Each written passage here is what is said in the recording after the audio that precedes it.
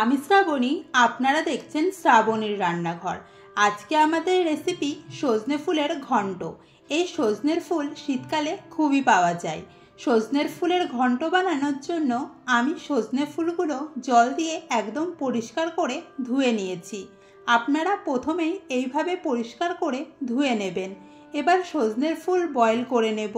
এর জন্য একটি পাত্রে বেশ কিছুটা জল নিয়ে ওর মধ্যে পরিষ্কার করে ধুয়ে রাখা সজনের ফুলগুলো দিয়ে গ্যাসের ফ্লেম অন করে দিচ্ছি।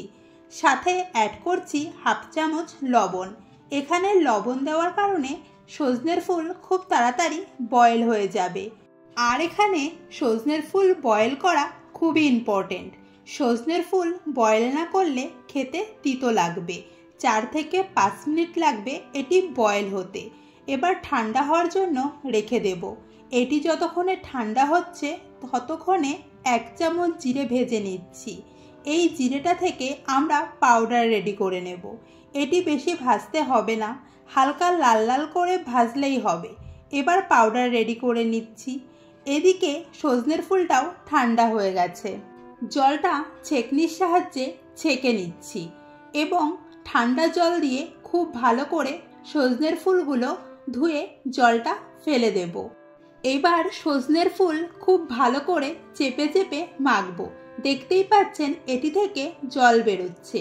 খুব ভালো করে চিপে সজনের ফুলের এক্সট্রা জল ছেঁকে বের করে দিচ্ছি।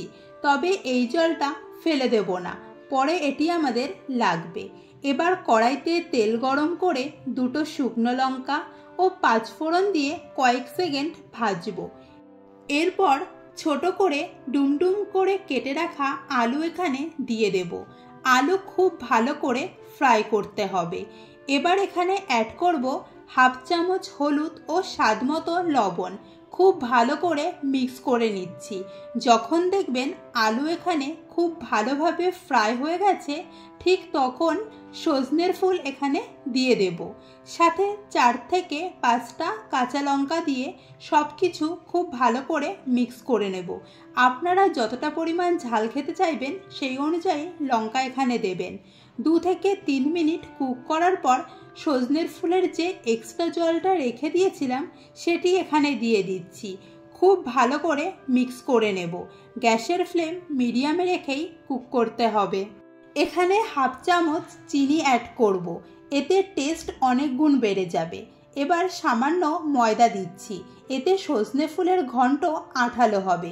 আপনারা একবার এভাবে রান্না করে দেখবেন, খেতে দুর্দান্ত লাগবে। যে জিরের পাউডার তৈরি করে রেখেছিলাম ওখান থেকেই 1 চামচ জিরে পাউডার ও হাফ চামচ গরম মশলা দিয়ে মিক্স করে দেব। তাহলেই রেডি হয়ে যাবে আমাদের সজনে ফুলের ঘন্ট। তাহলে রেসিপিটি কেমন লাগলো অবশ্যই কমেন্ট করে জানাবেন। দেখা হচ্ছে নতুন কোনো ভিডিওতে নতুন কোনো রেসিপি নিয়ে।